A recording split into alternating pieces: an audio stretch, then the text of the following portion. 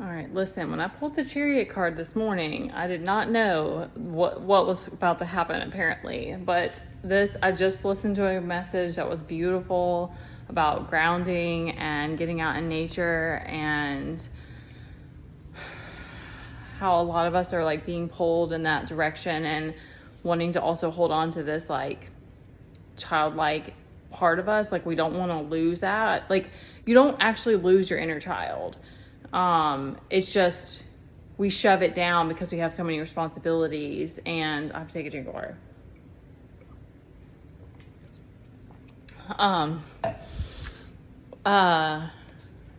And we just lose these different aspects of ourselves. But then if you're going on a spiritual journey and you're awakening, then these parts of you are literally like waking up in a sense. It's like these parts that are repressed and numbed out start to come alive again and start to come up, start to resurface. Speaking of grounding, I need to connect back to my breath. But I keep being pushed to talk about my story, and this came up when I was listening to that message.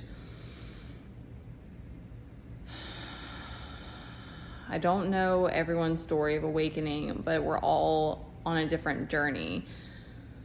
However, for most, it's a very intense, like, I was just thinking about this the other day because I was like, one of the reasons that it's hard to see yourself, for a few reasons, it's hard to see yourself as a healer, or like that's what you're meant to do, because it's very triggering work. And it took me a long time to understand that as well. So it's like, you think of healing, you think of it as like, it all feels good, but it doesn't all feel good. A lot of it is very intense. And that's why people who are like shadow workers are like hardcore, because it takes a lot to be able to hold that space for somebody. But anyway, all right, so this piece came to me is, I became a single parent.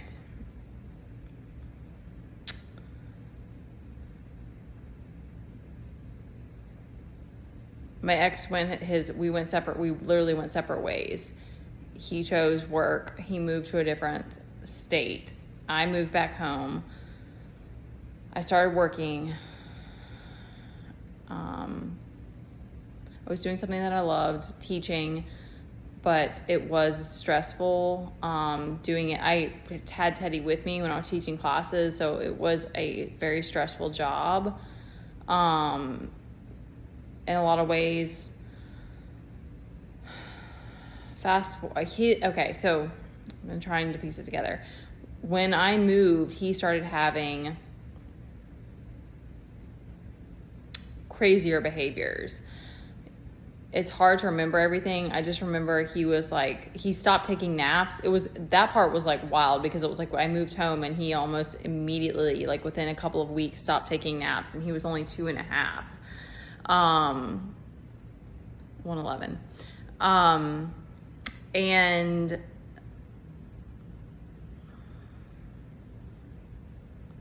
I'm living with my mom. That's a whole separate thing. It was stressful. We could get along for a couple of days. It would be like a couple of days would be fine, and then we'd be butting heads. And she felt like helping me was by trying to control things or tell me how I should be doing things. And there were aspects that I needed help with, but it was hard because that line of like, you're the grandmother now, you're not my mom anymore, and I'm the parent. It was very hard, but we're living under the same roof, and she's very type A. Anyways, that's, like I said, that's a whole separate thing, but it was it was stressful, and it was sort of like everything kept compounding. It was like my job was stressful, living at home was stressful, being a new parent was stressful, my child's behavior was kind of crazy. It was like, literally, could you pile anything else on? And then I started taking him to speech therapy because I could tell his speech was behind. Our speech therapist, who I loved, told me that I need to go and get him diagnosed for autism. So I sign him up to get diagnosed, and my mom, I'm sure I talked to her about it, and she starts giving me information. Like, she starts researching it and just like shoving information at me. And probably after the first couple of days, I said, please give me some time to process this. I can't, of course, this was years ago. I don't remember the verbiage, but like, I need time to work this out in my own time and process it. And I can't take all this on right now. At this point, he wasn't even diagnosed. I don't even know if he had started the testing yet. So I was beyond overwhelmed by everything. And I think it was like the next day that she still brought me some information. There was something along those lines, like she still kept pushing it. And so I snapped, totally snapped. I wish I could remember the moment of like what it was that triggered me, but I don't. But I just remember screaming, and I remember being like, how can you do this to me? I already told you not to. Like, I can't handle everything that's on my plate. Like, I was like, just completely lost it. There was this like wicker like thing that had a bunch of stuff on it, and I just slammed it to the ground, and I ran out of the house. My son, oh gosh, I forgot all this. You see, these are the things that you try to shove down.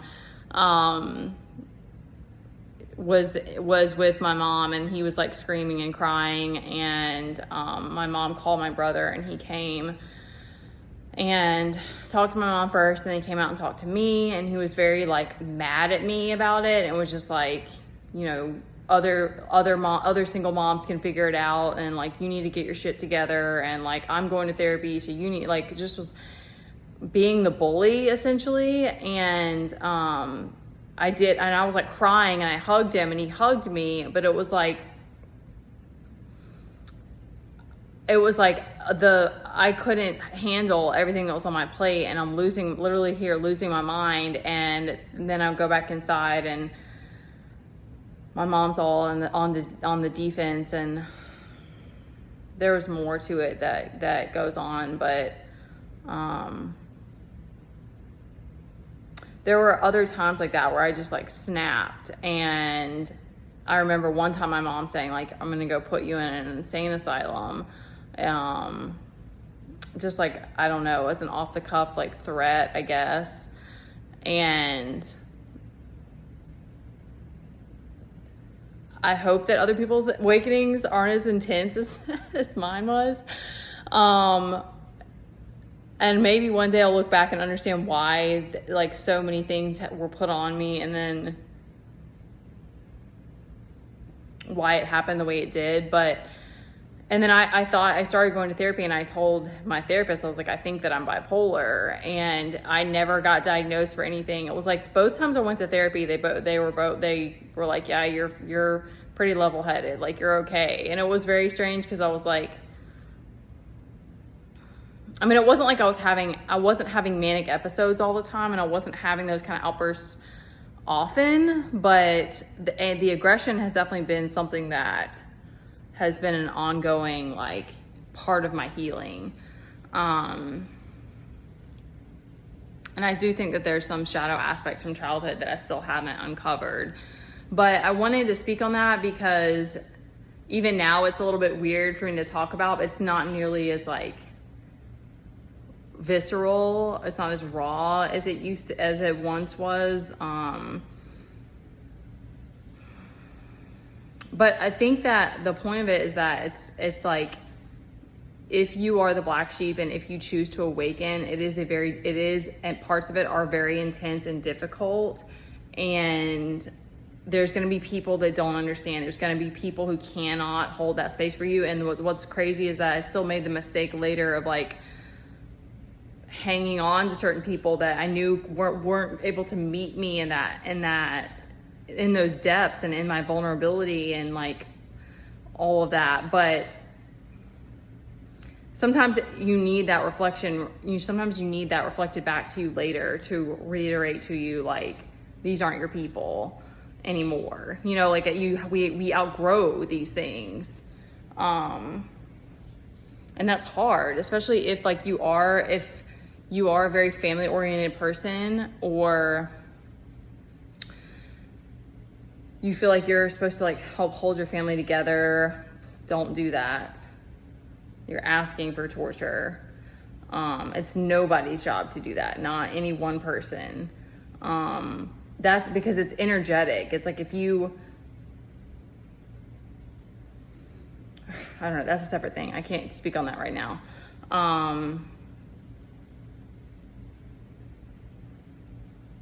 I think that it's just like you have to make the choice that you're going to separate, and that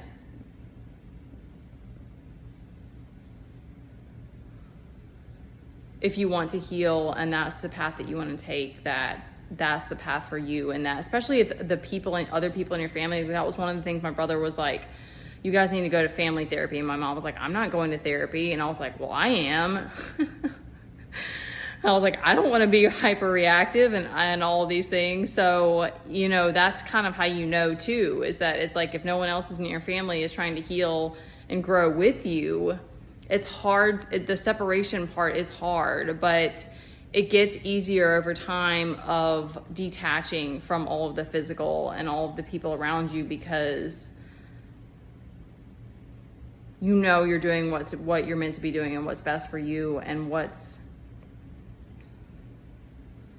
in alignment for you. And I knew for me, I didn't want to be unstable. Like that was the thing that always has led me, is that it's like, I want to be balanced and healed. And then it's still, if you're still finding yourself in a situation where you're still around some family or whoever it may be, that part is really hard. But,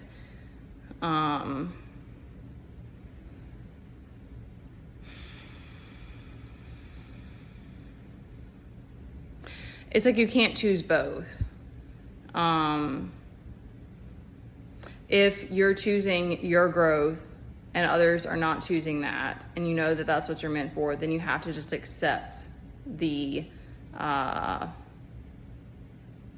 ramifications, I guess. Like you have to accept what goes along with that, which means letting people go.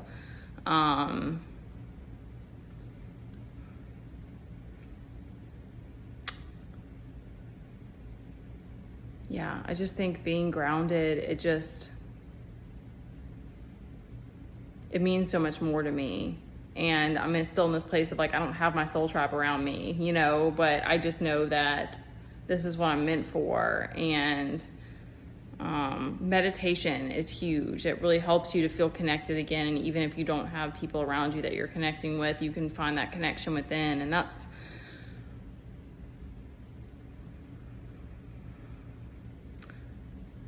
yeah, it's really what we're meant for.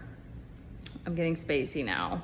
Squirrely, as one of the girls would say. I'm getting squirrely now, so I need to come off of here. But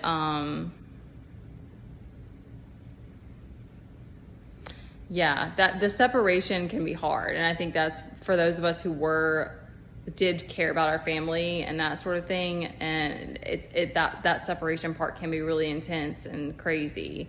Hopefully it won't be explosive for you like it was for me, but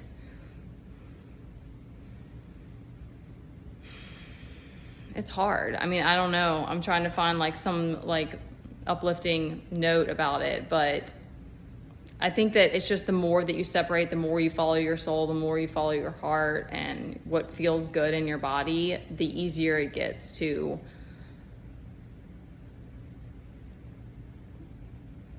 be able to separate.